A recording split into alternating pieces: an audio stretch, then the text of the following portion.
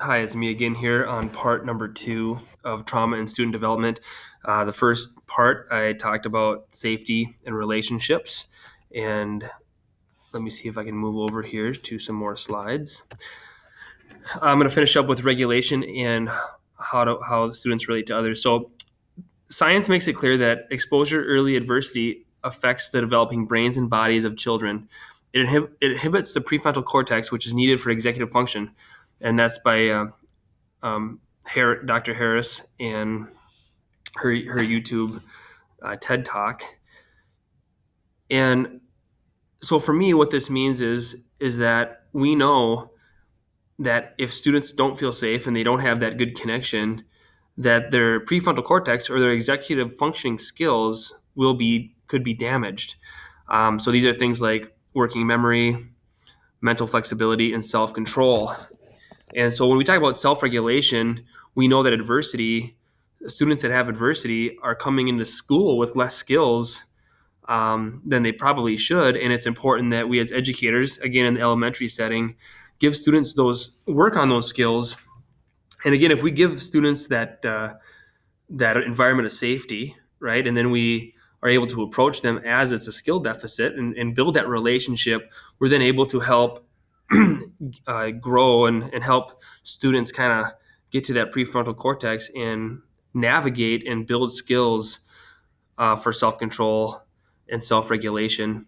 Also, one of the coolest, most neat learning things was brains are built, not born. Again, this is that hope where, just because we see something, and if the brain is struggling, right, we can help heal that through treatments, through interventions, and just again through love and support and safety. We can all work together to help brains be healthy.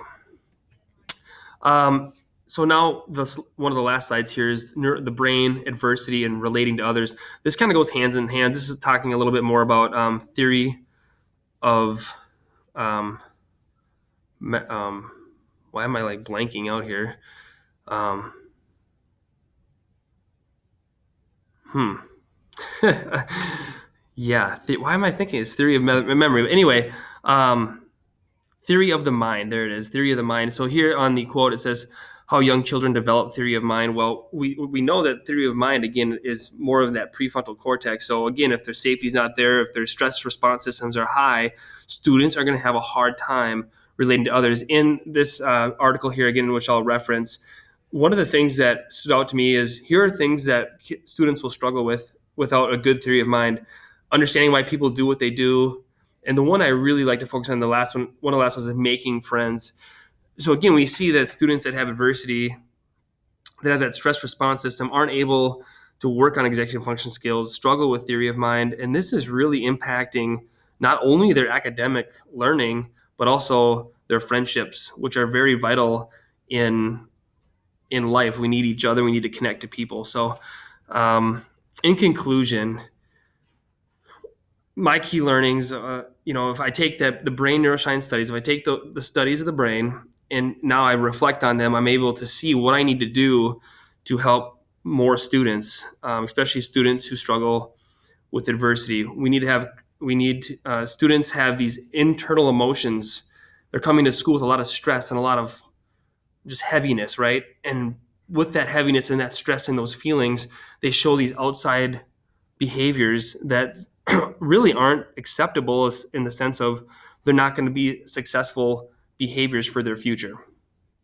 So now that we know about that, or now that I've studied that, how can we do this in an elementary setting? We need to keep the kids physically safe, but also emotionally safe. Mistakes are okay. You're loved no matter what. I'm here for you. How can I help you?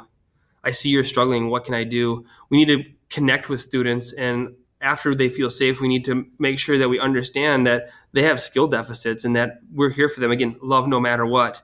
Lastly, we'll help them with their skill building of self-regulation, and then in turn, that will also help them with others.